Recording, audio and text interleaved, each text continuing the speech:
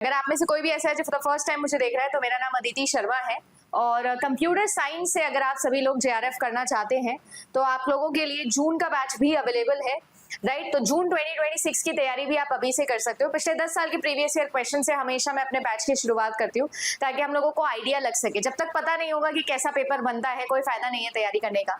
तो आप सभी लोगों के लिए जो है वो पिछले 10 साल के प्रीवियस ईयर क्वेश्चन के साथ अपना नया बैच भी स्टार्ट हो गया है। So if you want to join, आप जेआरएफ अड्डा प्रीमियम गोल्ड ले सकते हो। इस बार आप लोगों के लिए मॉक ट्रैकर्स भी आए हैं ताकि आप सब लोगों की तैयारी जो है उसको आप और अच्छे से ट्रैक कर सको और अच्छे से आपको पता लग सके कि कहां पर आप मिस्टेक करते हो, कैसे आप लोगों को सुधार करनी है। आप सभी लोगों को मैं बोलूंगी कि आप जेआरएफ की एज के लिए हो या ना हो तो भी याद रखिएगा कि आप लोगों का टारगेट स्कोर जो है वो हमेशा जो है सबसे हाईएस्ट वाला होना चाहिए।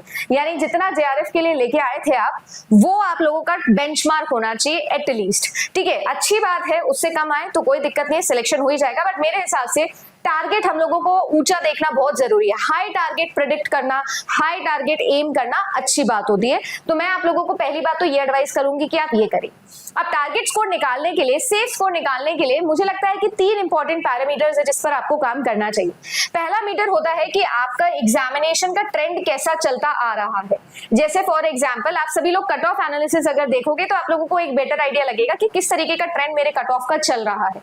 मैं आप लोगों को आज परसेंटेज हाइक भी निकाल के दिखाऊंगी मेरे सब्जेक्ट का कि कैसे आप पता लगा सकते हो कि किस तरीके का ट्रेंड चल रहा है। डेटा एनालिटिक्स थोड़ा सा लगाएंगे हम।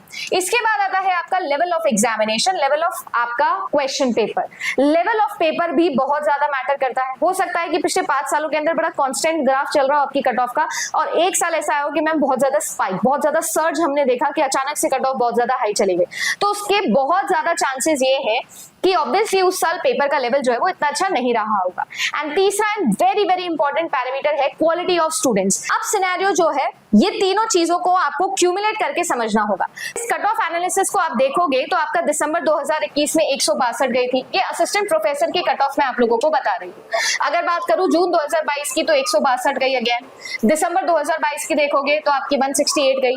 जून 2023 की देखोगे तो 174 गई और जून 2024 को देखोगे तो 188 आपकी कट ऑफ गई है। कट ऑफ भी आप लोगों की सर्टेनली इंक्रीज होती जा रही है when it comes to assistant professor वाला एग्जामिनेशन। बट जेआरएफ के अंदर ऐसा नहीं होता है। जेआरएफ के अंदर आप देखोगे कि जो ग्राफ है वो थोड़ा डगमगाता हुआ है। डगमगाता हुआ से मेरा मतलब ये है कि कभी ज्यादा गई है, कभी कम गई है। जैसे कि आप सब जानते हो कि जो आप लोगों का 23 वाला एग्जामिनेशन था उसमें कट ऑफ अब तक की सबसे हाईएस्ट गई।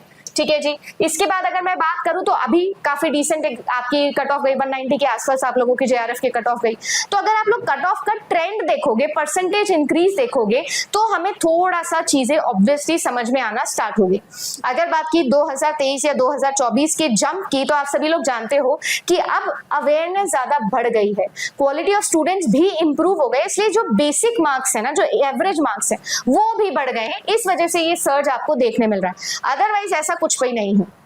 तो इसका मतलब अगर मुझे अपना टारगेट स्कोर प्रेडिक्ट करना है तो मुझे अपना टारगेट स्कोर जो भी मेरा स्पाइक गया है उसी के आसपास प्रेडिक्ट करना चाहिए, मुझे उसी के आसपास की तैयारी करनी चाहिए। वैसे मैं आप लोगों को बोलती हूँ कि पिछले जो आप लोगों के 5 पेपर्स गए हैं ना, उन 5 पेपर्स का आप लोग एवरेज निकालो जेआरएफ की कट ऑफ का और उसके अंदर जो है वो आप प्लस कर लीजिए मेरे हिसाब से 5 क्वेश्चंस और इतना आप सभी लोगों को जो है वो अपना टारगेट बना के रखना चाहिए, ऐसा मेरा मानना है।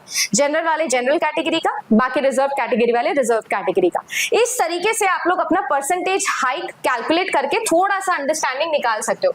जैसे अगर मैं देखूंगी तो आप लोगों का क्या परसेंटेज इंक्रीज रहा है, जैसे आप लोग देखोगे तो आप सभी लोगों का जो है वो जून 20 से दिसंबर 20 के आसपास देखो तो 15% का 16% का हाइक रहा। दिसंबर 20 से जून 21 का 5.5। अगर मैं देखूंगी जून 21 और आप लोगों का दिसंबर 21 तो बहुत ज्यादा इंक्रीज आपको कट ऑफ में देखने मिला है।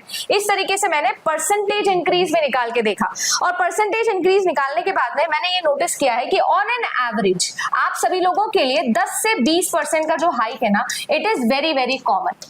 ये होता ही होता है, इसीलिए मैंने आपको बोला कि आपको प्लस माइनस 5 क्वेश्चंस करके चलना चाहिए। यानी अगर कुल मिला के मैं बोलूं फॉर ऑल सब्जेक्ट्स की मुझे कितने नंबर लेकर आने हैं फॉर जेआरएफ अगर मुझे क्रैक करना है, तो मेरे हिसाब से आप अपने 5 साल की जो कट ऑफ है आप मुझे लीजिए उसका एवरेज निकालिए और आप उसके अंदर +5 क्वेश्चन कर दीजिए। मेरे हिसाब से ऑटोमेटिकली सभी के सभी सब्जेक्ट का जो स्कोर है वो अप्रोक्सीमेटली 210 या 220 के आसपास आएगा आउट ऑफ 300। अब ये 210 एंड 220 के अंदर आपका पेपर 1 भी आ गया और आपका पेपर 2 भी आ गया। पेपर 2 के जो आपके 100 क्वेश्चंस है और पेपर 1 के जो आपके 50 क्वेश्चंस है, इसमें से आप कितना मेक द मोस्ट कर सकते हो वो अलग बात है। मुझे ऐसा लगता है कि आपको 210 से 220 नंबर डेफिनेटली एम करने चाहिए अगर आप कंप्यूटर साइंस से प्रिपेयर कर रहे हो फॉर यूआर कैटेगरी। एंड ये जेआरएफ का स्कोर मैं आपको बता रही हूँ। आप कौन से सब्जेक्ट से हो कमेंट सेक्शन में जरूर बताना, और अगर आपने अपना टारगेट स्कोर निकाला है तो भी प्लीज कमेंट सेक्शन में मुझे बताना। वीडियो कैसा लगा? आई होप ये साइंटिफिक लॉजिक जो मैंने आपको दिया ये आपको समझ में आया होगा। कैसा लगा कमेंट सेक्शन में बताइएगा। अच्छा लगा तो लाइक करिएगा। मिलती हूँ आप सभी लोगों से हमारे अगले वीडियो के अंदर। Thank you so much.